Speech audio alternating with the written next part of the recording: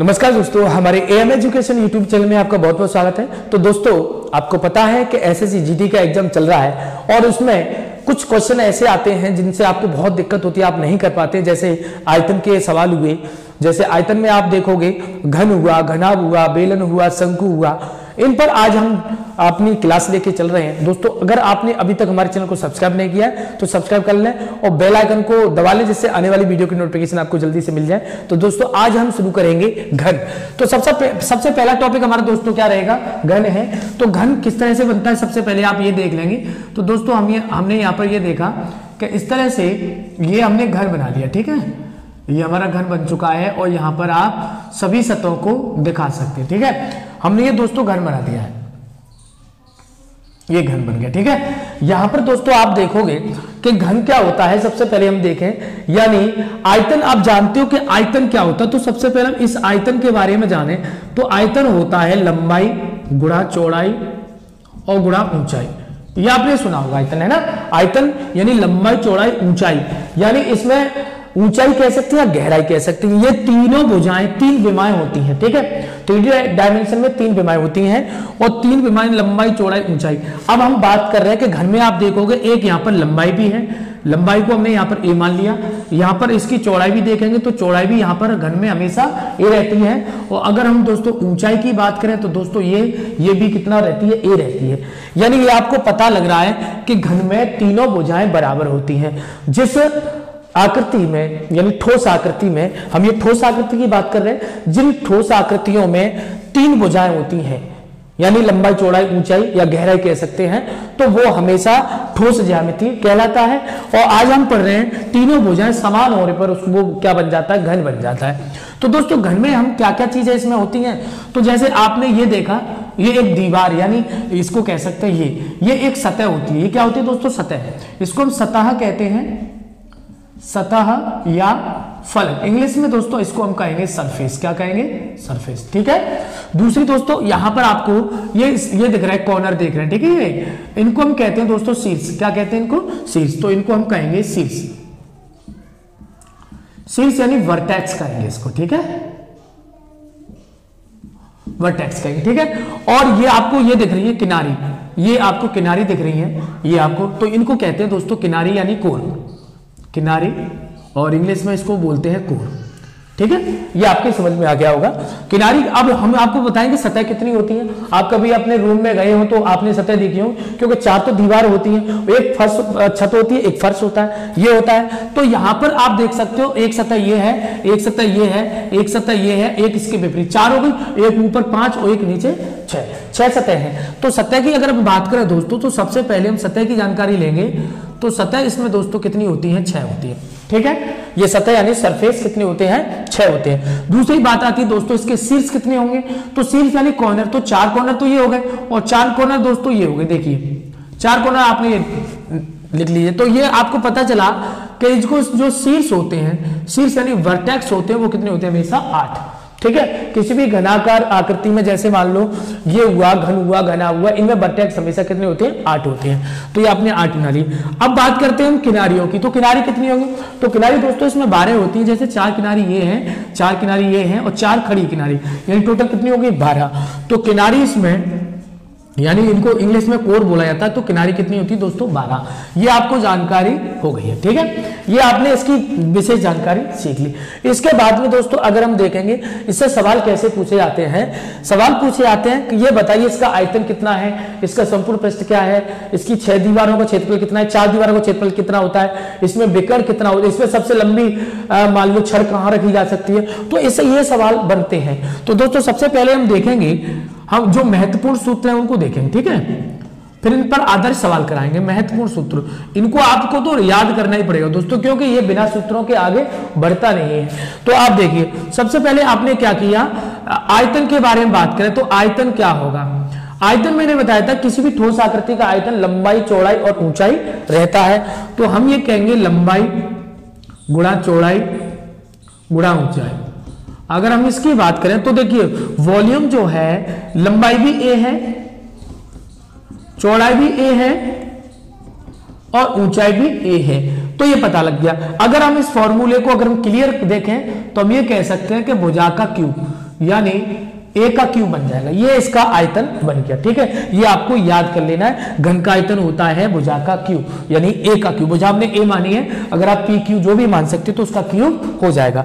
दूसरी बात करें हम, अब हम बात कर रहा है, वो ये कहता है कि 6 दीवारों का क्षेत्रफल कितना होता है, या कहता है संपूर्ण पृष्ठीय क्षेत्रफल या वक्र पृष्ठीय क्षेत्रफल। तो हम बात करते हैं संपूर्ण पृष्ठीय क्षेत्रफल।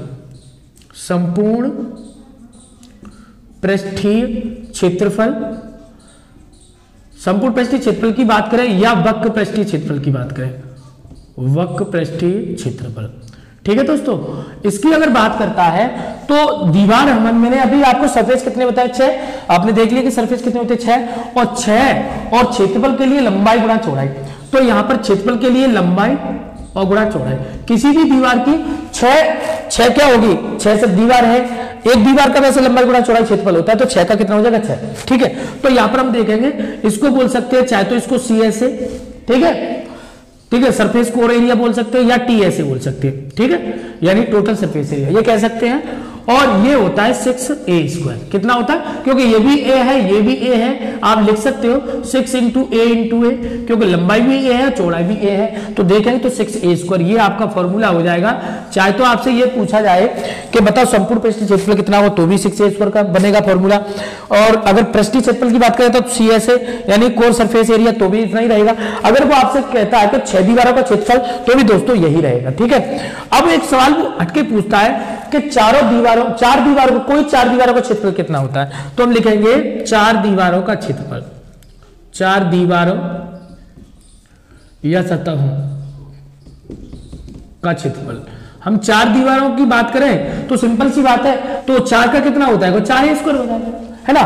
तो हम ये कह सकते हैं कि CSA यानी CSA 4 का मतलब 4 दीवारें, कोई 4 लेंगे तो 4a² ये हो जाएगा। 4 दीवारों के लिए ये फॉर्मूला बन जाएगा। ठीक है, क्लियर। और दोस्तों यहां पर देख सकते हैं अगला लास्ट वाला फॉर्मूला, वो ये कहता है कि मान लो सबसे लंबी छड़ कहां रखी जा सकती है। तो दोस्तों आप यहां देखो कि अगर आप इस कोने से लेकर के और इस कोने तक एक लंबी सरिया रखें तो सबसे लंबी छड़ रखी जा सकती है। ठीक है, तो सबसे लंबी छड़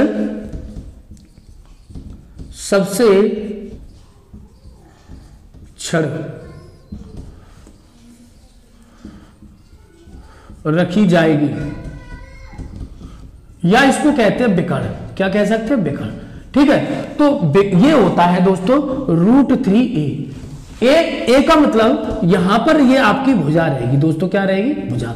यानी हम बिकड़ की अगर बात करें तो √3a रहेगा। तो ये यहां पर जब सबसे लंबी छड़ की बात करेगा तो आपको यहां पर ये हल्के d बराबर यानी √3a हो जाएगा। d क्या होगा, बिकड़, और a क्या होगा, इसकी भुजा। ठीक है, बात समझ पा रही है इसको, या वो कहता है बिकड़ बताइए, तो ये है। ये दोस्तों आपके फॉर्मूले हैं, 4 फॉर्मूले। आयतन बराबर a³, ठीक है, TSA या CSA, TSA यानी टोटल सरफेस एरिया, CSA यानी कोर सरफेस एरिया। ठीक है, तो ये 6a² रहेगा, या 4 दीवारों का क्षेत्रफल पूछेगा तो ये रहेगा। ठीक है, और 6 दीवारों का पूछेगा तो ये रहेगा। और ये कब का रहेगा, जब सबसे लंबी छड़ कब रखी जा सकती है, उसके लिए दोस्तों ये होगा। दोस्तों आइए देखते हैं इस पर आधारित सवाल। तो दोस्तों घन पर आधारित ये सवाल दिया गया है कि यदि घन के बिकड़ की लंबाई k है तो घन के संपूर्ण पृष्ठ का क्षेत्रफल क्या होगा। तो हम दोस्तों देख सकते हैं इसका विकल्प है 3k², √3k², √2k² यानी 2k²। ये आपको 4 विकल्प दिए गए। तो दोस्तों सबसे पहले आपको क्या पता होना चाहिए कि जैसे बिकड़ की लंबाई की अगर हम बात करें k, और ये उसने दे दिया है और इसको बता दिया है कि ये √a, ये तो हमने अभी आपको बताया था कि बिकड़ आपके सामने ये रखा हुआ है कि बिकड़ d बराबर a√3, और ये इसने लंबाई d की जगह पे k दे दिया है। तो हम क्या करेंगे दोस्तों, सबसे पहले यहाँ पर a का मान निकालेंगे। तो जब a का मान निकालेंगे दोस्तों तो ये बटे में इसके आ जाएगा, यानी k बटे क्या हो जाएगा, √3 हो जाएगा दोस्तों, √3। यानी k को हम इस √3 को इस k के बटे में ले गए, a का मान हमें मिल गया। लेकिन पूछा संपूर्ण पृष्ठीय क्षेत्रफल क्या होगा। संपूर्ण पृष्ठीय क्षेत्रफल टोटल सरफेस एरिया जो दोस्तों होता है वो होता है 6a²। कितना होता है, 6a²। और 6 और a की जगह पे आप ये मान रखेंगे तो ये k² हो जाएगा और इससे रूट हट जाएगा तो ये हो जाएगा। और जैसे ही आप दोस्तों इसे डिवाइड करेंगे तो 2 बार चला जाएगा। यानी अगर हम टोटल सरफेस एरिया की बात करेंगे तो कितना हो जाएगा, 2k²। कितना हो जाएगा दोस्तों, 2k²। अब आप देखोगे कि आपका विकल्प कौन सा सही है, तो आपका विकल्प सही है डी। समझ में आया। इसी तरह से अगर आपको सवाल आता है उसको आप आसानी से कर सकते हैं। चलते हैं अगले सवाल की तरफ। क्वेश्चन नंबर अगला है, यदि घन के विकर्ण की लंबाई 5√3 है तो घन के संपूर्ण पृष्ठ का क्षेत्रफल कितना होगा। तो दोस्तों आपको पता है कि विकर्ण की लंबाई जो होती है वो ये होती है 5√3, ठीक है, होती है। जबकि विकर्ण का मान आपको पता है दोस्तों कितना होता है a√3, ये आपको a√3 पता है, बराबर के साथ बराबर, और ये 5√3। अब आपने क्या किया दोस्तों, इस √3 से √3 आपने काट दिया तो a का मान कितना मिल गया आपको, 5 मिल गया। लेकिन हमें चाहिए संपूर्ण पृष्ठ का क्षेत्रफल। संपूर्ण पृष्ठ का क्षेत्रफल दोस्तों होता है टी ऐसे होता है, यानी ये होता है 6a², ठीक है। तो दोस्तों ये 6 इंटू a की जगह पे कितना है 5 का वर्ग करोगे तो 6, और 5 का वर्ग कितना होता है दोस्तों 25, यानी जैसे सॉल्व करोगे तो 25 छक्के कितना होता है 150, ठीक है। तो TSA तो 150 वर्ग सेंटीमीटर स्क्वायर। तो दोस्तों आपका आंसर हो जाएगा 150 वर्ग सेंटीमीटर स्क्वायर, ठीक है दोस्तों। चलिए चलते हैं अगले सवाल की तरफ। अगला सवाल है, यदि एक घन की भुजा 6 सेंटीमीटर हो तो उसका आयतन कितना होगा।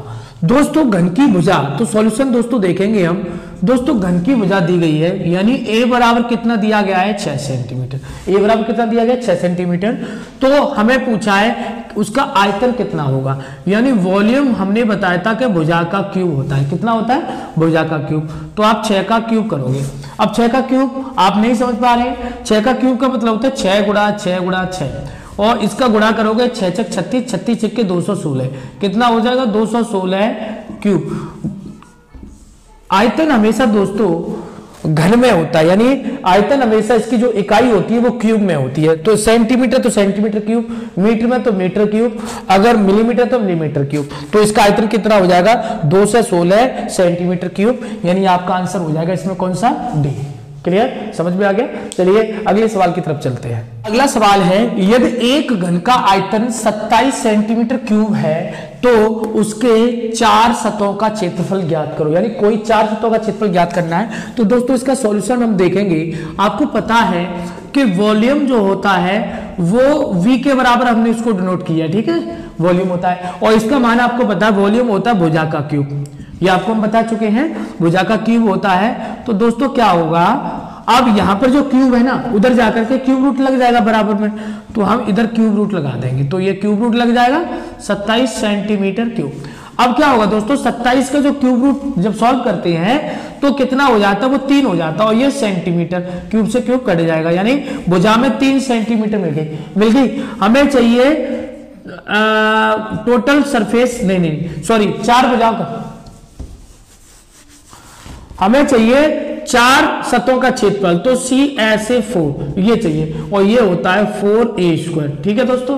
तो 4 यहां पर देखेंगे, और a का मान कितना है, तो 3 का स्क्वायर करेंगे, तो इसका वर्ग करेंगे तो 9, और 9 चौके 36, यानी कितना हो जाएगा 36। तो हमारा जवाब होगा CSA4, यानी चारों दीवारों का क्षेत्रफल या 4 सतहों का क्षेत्रफल हो जाएगा 36 सेंटीमीटर स्क्वायर, ठीक है। अब आप देखोगे इसमें कौन सा विकल्प है, तो आपका जवाब है बी, यानी आपका उत्तर कौन सा सही होगा, बी सही होगा। अगला सवाल है दोस्तों, एक घन की प्रत्येक भुजा 6 सेंटीमीटर है तो उसका विकर्ण कितना होगा। तो दोस्तों हम देखेंगे, यानी इसका सॉल्यूशन है, एक घन की भुजा, यानी भुजा को हमने ए से नोट किया था, और ये कितनी है 6 सेंटीमीटर, ठीक है। एक घन की भुजा 6 सेंटीमीटर है, तो इसका विकर्ण कितना होगा, विकर्ण की लंबाई कितनी होगी। तो विकर्ण हम डी, आपको बताया था डी √3a, यही तो बताया था दोस्तों, या a√3 कह सकते हैं। तो आप ये देखोगे √3 तो ये है, और यहां पर ये 6 है, तो आपका जवाब 6 को आगे लगा दीजिए, और ये इस तरह से, तो कितना हो गया 6√3 सेंटीमीटर। दोस्तों हम देखेंगे विकल्प कौन सा सही है, तो आपका कौन सा विकल्प सही है, ए। क्लियर, समझ में आ गया। इसी तरह से दोस्तों अभी हम धीरे धीरे सवालों को कठिन की तरफ चलेंगे। अभी मैं आपको सारे बेस पर आधारित सवाल बता दे रहा हूं, उससे आगे हम जो जितने भी एग्जाम में आए हुए उन सवालों को हम दोस्तों कराएंगे। तो बने रहिए हमारे चैनल में। अगर आपने अभी तक हमारे चैनल को सब्सक्राइब नहीं किया तो सब्सक्राइब जरूर कर लें, और बेल आइकन को प्रेस जरूर कर लें, जिससे जो भी वीडियो मिलेंगी उसकी नोटिफिकेशन आपको जल्दी से पहुंच जाएगा। तो दोस्तों चलते हैं अगले सवाल की तरफ। है, यदि एक घन का संपूर्ण पृष्ठीय क्षेत्रफल 54 वर्ग सेंटीमीटर है तो उसके आयतन का मान क्या होगा।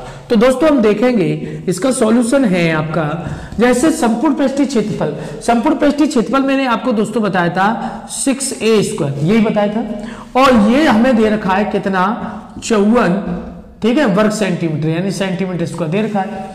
अब आप देखोगे 6 से तो आप इसे काट दोगे, 6 नाम 54 यानी a² बराबर कितना हो गया 9 सेंटीमीटर स्क्वायर। अब ये जो स्क्वायर है ना, इससे स्क्वायर रूट लग जाएगा उधर जाकर के, तो जैसे ही आप इसको स्क्वायर रूट लगा दोगे इधर 9 सेंटीमीटर स्क्वायर, तो ये किसका होता है 3 का, ठीक है, 3 का स्क्वायर रूट होता है 9 का कितना होता है 3, और ये सेंटीमीटर, यानी भुजा कितनी मिल गई आपको 3 मिल गई, a का मान 3 मिल गया। अब हमें पूछा है आयतन कितना होगा, तो वॉल्यूम बराबर होता है भुजा का क्यूब होता है, तो 3 का जैसे ही आप दोस्तों क्यूब करोगे तो आप कहोगे 27, तो 27 सेंटीमीटर क्यूब, क्योंकि सेंटीमीटर का भी तो क्यूब होगा, तो 27 सेंटीमीटर क्यूब, यानी आपका आंसर कौन सा हो जाएगा इसमें विकल्प में, तो आपका विकल्प हो जाएगा दोस्तों सी। ठीक है दोस्तों, अगला सवाल दोस्तों, ये आपका एग्जाम में आया हुआ बहुत प्रश्न है, और दोस्तों ऐसे सवाल आपके एसएससी जीडी में आ सकते हैं या किसी भी एग्जाम में आ सकते हैं। ये कह रहा है घनों के आयतनों का अनुपात 8:125 है, तो घनों के संपूर्ण पृष्ठीय यानी संपूर्ण पृष्ठ कैसे है या पृष्ठीय क्षेत्रफल कह लें, तो घनों के पृष्ठीय क्षेत्रफलों का अनुपात कितना होगा। तो दोस्तों आपको पता है कि घनों के आयतनों का जो अनुपात दिया गया है 8:125, ठीक है, दिया गया, और ये आयतन कितना होता है, तो a1 यहां पर 1 2 माना गया, तो a1 का क्यूब अपॉन a2 का क्यूब, ठीक है, ये आपने माना, ठीक है, और ये दिया है 8:125।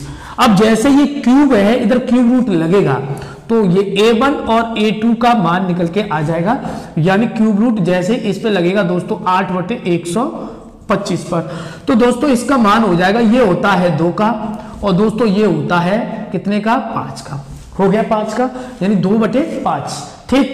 अब लेकिन ये आंसर नहीं है, हमें पूछा गया पृष्ठीय क्षेत्रफलों का अनुपात, तो पृष्ठीय क्षेत्रफलों का अनुपात दोस्तों मैंने आपको बताया CSA1 अनुपात CSA2, इसका अनुपात पूछा गया, और इसका अनुपात कितना होता है 6a1² अनुपात 6a2², ये बताना है, ठीक है। अब ये 6 से तो 6 कट जाएगा, अब आप दोस्तों ये करना, a1 का मान कितना है 2, तो यहां पर 2 का स्क्वायर हो जाएगा, और a2 का मान कितना है 5, तो दोस्तों यहां पर 5 का स्क्वायर हो जाएगा, तो ये कितना हो जाएगा दोस्तों 4, और ये कितना हो जाएगा 25, कितना आ गया दोस्तों 4:25। तो देखिए कौन सा विकल्प है, विकल्प है आपका बी 4:25, ठीक है दोस्तों, समझ में आ गया होगा। तो दोस्तों ज्यादा से ज्यादा ग्रुप में शेयर करिए और लाइक जरूर करना दोस्तों। आगे चलते हैं अगले सवाल की तरफ। बहुत ही महत्वपूर्ण सवाल है आपके एग्जाम के लिए, यदि किसी ठोस घन की प्रत्येक भुजा में 150% की वृद्धि कर दी जाए तो इसके पृष्ठीय क्षेत्रफल में हुई प्रतिशत वृद्धि कितनी है, विकल्प ए 525, 150, 225 और 625। दोस्तों हम देखेंगे, इधर देखेंगे दोस्तों, ऐसे सवालों के लिए क्षेत्रफल की वृद्धि की बात करें तो दोस्तों आपको इस तरह से सॉल्व करना है, मैं बता रहा हूं, आयतन के लिए भी बताऊंगा। जैसे 150 की वृद्धि कर रहा है, हमने 100 माना, 150 आप बढ़ा दीजिए तो कितना हो जाएगा 250, ये एक भुजा में वृद्धि होगी। दूसरा क्षेत्रफल का मल्टीप्लाई होता है, तो हम एक बार 100 माना, उसमें भी हमने 150 की वृद्धि की, तो ये भी कितना हो जाएगा दोस्तों 250। अब आपको दोस्तों करना क्या है, इसमें से ये 100 है ना, इसको खत्म कर लेना है, खत्म कर लिया, अब ये आपका रह गया दोस्तों 100, ठीक है दोस्तों। अब 25 का गुणा 25 में करोगे तो कितना हो जाएगा 625 हो जाएगा। अब आपको ये आंसर नहीं टिक कर देना कि आपने ये टिक कर दिया, गलत हो जाएगा दोस्तों। 100 से ये कितना वृद्धि हुआ है, तो आप कहोगे सर 525 का वृद्धि हुआ है ना, तो यही आपका 525% की वृद्धि हो जाएगी, यानी आपका ऑप्शन कौन सा हो जाएगा, ए हो जाएगा, ठीक है दोस्तों। यदि घन का पृष्ठीय क्षेत्रफल 13,254 सेंटीमीटर स्क्वायर है तो इसके विकर्ण की लंबाई क्या होगी। तो दोस्तों आप देखोगे कि घन के संपूर्ण पृष्ठीय क्षेत्रफल, और संपूर्ण पृष्ठीय क्षेत्रफल मैंने दोस्तों आपको बताया था 6a², यही बताया था ना 6a², और ये दोस्तों दे रखा है हमें 13,254, ठीक है, सेंटीमीटर स्क्वायर दे रखा है। दोस्तों सबसे पहले आपको 6 से इसको क्या कर लेना है, डिवाइड कर देना है, तो आप कहोगे 6 दूनी 12, 6 दूनी 12, ठीक है, 0 6 नाम 54, ये आपने सॉल्व किया। अब दोस्तों a² बराबर आपका 2209 आ गया। अब हम ये देखेंगे कि ये जो वर्ग है ना, इधर जाकर के दूसरी साइड में जाकर के ये वर्गमूल बन जाएगा। यहाँ पर 2 लगा सकते हो या नहीं लगा सकते हो, ये चिन्ह होता है, 3 होता तो जरूर लगाना पड़ता। तो यहाँ 2209 लिख सकते हैं। अब दोस्तों ये कितने का है, तो दोस्तों ये जो आका होता है 47 का, यानी ये कितने का है, 47 का है। तो 47 भुजा आपको मिल चुकी है 47 सेंटीमीटर स्क्वायर। लेकिन हमें पूछा विकर्ण की लंबाई। अब विकर्ण दोस्तों, विकर्ण की लंबाई क्या होती है, तो विकर्ण की लंबाई होती है a√3, a√3 होती है। a का मान कितना है 47 और √3, तो ये सेंटीमीटर। ये आपका दोस्तों आंसर हो गया है। अब आप इसमें चेक कर सकते हैं कौन सा है, तो आपका आंसर हो गया डी, यानी 47√3 सेंटीमीटर। चलते हैं दोस्तों अगले सवाल की तरफ। देखिए दोस्तों अगला सवाल है, राम 5 सेंटीमीटर भुजा वाले घन बनाना चाहता है, जबकि बड़े घन की भुजा 15 सेंटीमीटर है, तो कितने घन बनेंगे। यानी वो 5-5 सेंटीमीटर के घन बनाना चाहता है, जबकि बड़े घन की भुजा कितनी दे रखी है 15 सेंटीमीटर। तो कैसे बनेंगे दोस्तों, आपको यह पता होना चाहिए कि घनों की संख्या जब भी ज्ञात करनी हो, घनों की संख्या, तो दोस्तों आपको डायरेक्ट सॉल्व करना, ज्यादा मेहनत नहीं करनी है। घनों की संख्या के लिए बड़े भुजा वाले घन का आयतन, बड़े भुजा वाले घन का आयतन, बड़ी भुजा वाले घन का आयतन और छोटी भुजा वाले घन का आयतन, छोटी भुजा वाले घन का आयतन। आपको यह संख्या ज्ञात करने के लिए इस तरह से ज्ञात करोगे। तो इसका आयतन की बात करें तो क्या होता है, भुजा का क्यूब, यानी बड़ी भुजा 15 है तो 15 का क्यूब, और इधर कितना है 5 का क्यूब। ठीक है, अब इसे कैसे सॉल्व करो, तो इसको ऐसे लिखना 15 गुणा 15 गुणा 15, और इसको आप लिख लोगे 5 गुणा 5 गुणा 5। ठीक है, अब आप देखो 5 टी 15, ये 5 टी 15 और ये 5 टी 15। अब आपका 3 का इसमें 3 बार गुणा कर दो तो कितना हो जाएगा 27। तो कितने घन बनेंगे दोस्तों, 27 घन बनेंगे। तो आपका विकल्प कौन सा है, डी, यानी आपका डी आंसर सही है। 5 सेंटीमीटर भुजा वाले कितने घन बन सकते हैं, 27। तो चलते हैं दोस्तों अगले सवाल की तरफ। अगला सवाल है दोस्तों, यदि एक घन के विकर्ण की माप 4√3 सेंटीमीटर है, तब इस घन का आयतन कितना होगा। तो दोस्तों विकर्ण का मान मैंने आपको बताया था कि विकर्ण होता है a√3, घन का विकर्ण a√3 होता है। इसका जो मान दिया गया दोस्तों वो दिया गया है 4√3 दिया गया है। तो आप √3 से √3 काट सकते हैं, यानी a बराबर कितना आ जाएगा 4 सेंटीमीटर आ गया ना। अब हमें पूछा गया है आयतन, तो आयतन बताया मैंने भुजा का क्यूब यानी a का क्यूब। तो जैसे 4 का क्यूब दोस्तों करोगे तो 4 का 3 बार गुणा करने पर कितना हो जाएगा 64, यानी कितना हो गया 64 सेंटीमीटर क्यूब। ये आपका आंसर हो जाएगा। तो आपका कौन सा आंसर होगा दोस्तों, आपका बी आंसर हो जाएगा। चलिए दोस्तों अगले सवाल की तरफ चलते हैं। अगला सवाल है दोस्तों, 729 सेंटीमीटर क्यूब आयतन वाले एक घन के विकर्ण की लंबाई क्या होगी। तो दोस्तों हमें ये क्या दिया गया, आयतन, यानी ये आयतन दिया गया है। तो वॉल्यूम बराबर दिया गया है हमें 729 सेंटीमीटर क्यूब दिया गया है। अब ये जो वॉल्यूम है ये आपको मैंने बता दिया था, ये होता है भुजा का क्यूब। क्या होता है, भुजा का क्यूब होता है। तो ये 729 इक्वल हो जाएगा, और यहां से आप क्यूब रूट इधर लगा देंगे तो ये हो जाएगा 729। और ये कितने का होता है दोस्तों, तो ये होता है 9 का। कितने का होता है 9 का, यानी हमें कितने सेंटीमीटर मिल गया, भुजा कितनी मिल गई 9 सेंटीमीटर। हमें चाहिए विकर्ण की लंबाई।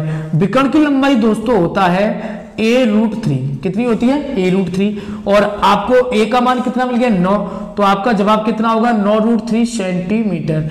तो आप ये देख लीजिए विकल्प में आपका कौन सा आंसर है, तो आपका बी आंसर है 9√3 सेंटीमीटर।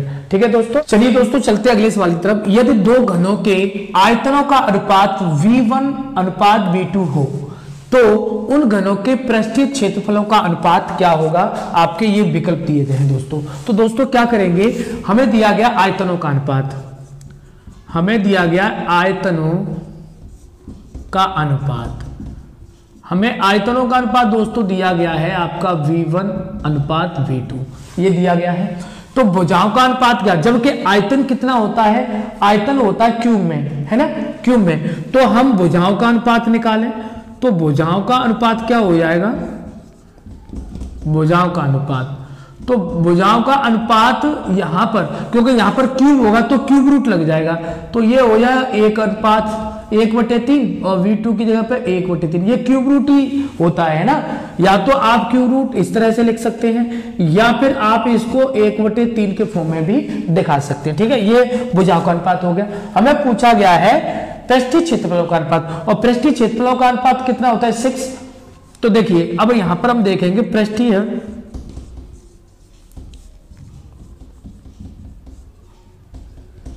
क्षेत्रफलों का अनुपात।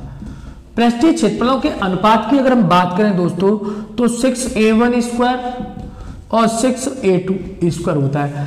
अब आपको पता है कि ये जो है ना 6 से तो कट जाएगा, और ये जो भुजाओं का अनुपात है ये a1:a2, ठीक है, ये भुजाओं का अनुपात। तो हम यहां पर क्या कर सकते हैं दोस्तों, मान रख सकते हैं। अब इसका अनुपात a का मान तो ये है ना, जब a का मान ये है और 2 लगा हुआ है तो 2/3 हो जाएगा, ये हो जाएगा 2/3 और ये भी कितना हो जाएगा 2/3, ये हो जाएगा दोस्तों। अब ये देखिए ये हो गया पृष्ठीय क्षेत्रफलों का अनुपात। ठीक है, तो अब ये देखो विकल्प किस में है, तो देखो ये दिख रहा है आपको बी, यानी इसका आंसर कितना हो जाएगा दोस्तों बी। बहुत महत्वपूर्ण क्वेश्चन है दोस्तों, एग्जाम में आया हुआ क्वेश्चन है, तो आप इसको जरूर करना और अपने दोस्तों में जो एग्जाम एसएससी जीडी का देना चाहते हैं उनके लिए जरूर शेयर करना। चलिए चलते हैं अगले सवाल की तरफ।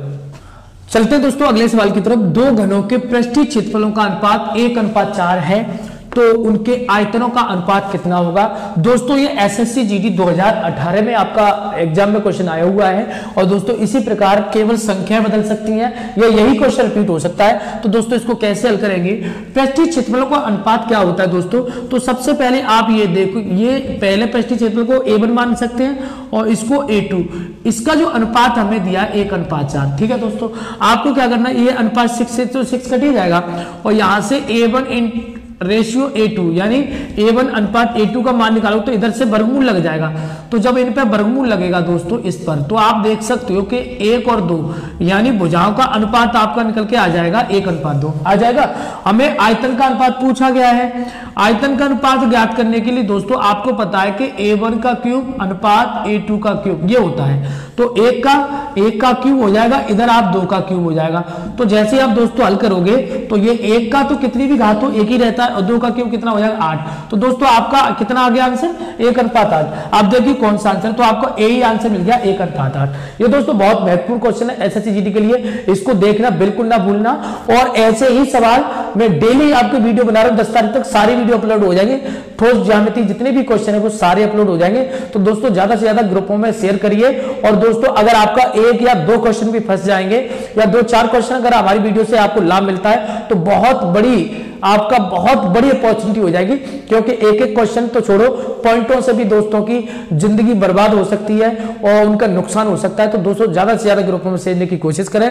और दोस्तों हमारे चैनल को अभी तक आपने सब्सक्राइब नहीं किया तो सब्सक्राइब कर लें और बेल आइकन को प्रेस कर लें, जिससे आने वाली वीडियो की नोटिफिकेशन आपको जल्दी से मिल जाए। चलते हैं अगले सवाल की तरफ। तो आज की क्लास का हमारा लास्ट सवाल है, दो घनों के आयतनों का अनुपात 1:27 है, तो एक दूसरे के फलकों के क्षेत्रफलों का अनुपात कितना होगा। यानी फलकों के क्षेत्रफल यानी पृष्ठीय क्षेत्रफलों का अनुपात पूछा गया है। तो दोस्तों इसमें हमें क्या दिया गया है, आयतनों का अनुपात हमें ये दिया गया दोस्तों, ये 1:27 दिया गया है। जबकि आप जानते हो इनका आयतन होता है a1 क्यूब a2 क्यूब, ठीक है, 1:27। अब जैसे ही हम इसका क्यूब रूट निकालेंगे तो आप दोस्तों जानते हो कि ये 1 पे क्यूब रूट लग जाएगा और इधर दोस्तों 27 पे क्यूब रूट लग जाएगा। ठीक है, वैसे आप जानते हैं, लेकिन कुछ बच्चे ऐसे होंगे जो नहीं कर पा रहे हैं, उनके लिए बता रहा हूं। तो 1 का क्यूब रूट 1 होता है, 27 का कितना होता है 3। यानी आप a1:a2 यानी भुजाओं का अनुपात आपको 1:3 मिल चुका है। दोस्तों में पृष्ठीय क्षेत्रफलों का अनुपात पूछा है। पृष्ठीय क्षेत्रफलों का अनुपात दोस्तों 6a1² अनुपात 6a2² होता है ये। और अब इससे तो ये कट ही जाएगा, यानी पृष्ठीय अगर बात करें CSA1 और CSA2 ये अनुपात इसका ये होता है। ठीक है, अब हम देखेंगे दोस्तों कि A1 का मान कितना है, ये तो इसका स्क्वायर हो जाएगा, और A2 का मान कितना है 3 यानी इसका स्क्वायर हो जाएगा। तो दोस्तों इसका कितना हो गया 1 और इसका कितना हो गया दोस्तों 9। तो आपका आंसर कितना हो जाएगा दोस्तों 1:9 हो जाएगा। दोस्तों आज की क्लास आपको कैसी लगी आप कमेंट बॉक्स में हमें जरूर बताइए लिख करके, जिससे हमको पता चले कि आप हमारी वीडियो देख रहे हो वो आपको अच्छा लग रहा है। इसी तरह से दोस्तों हम वीडियो बनाते रहेंगे और दोस्तों एसएससी जीडी के जो भी एग्जाम हो रहे हैं उनसे पहले हम सारी ठोस ज्यामिति के जितने भी जो सवाल आते हैं उनको अपलोड कर देंगे। तो दोस्तों कैसा लगा कमेंट बॉक्स में जरूर बताइए, और अभी तक आपने हमारे चैनल को सब्सक्राइब कर लें और बेल आइकन को प्रेस कर लें, जिससे आने वाली वीडियो की नोटिफिकेशन जरूर मिल जाएगी। दोस्तों अगली वीडियो हमारी जो आ रही है वो घना पर आधारित सवाल आ रहे हैं, बहुत महत्वपूर्ण होंगे, सभी एग्जामों से इकट्ठे करने के बाद में है तब हम आपको सवाल करा रहे हैं। ठीक है दोस्तों, तो हमारी वीडियो को ज्यादा से ज्यादा शेयर करने की कोशिश करें। नमस्कार।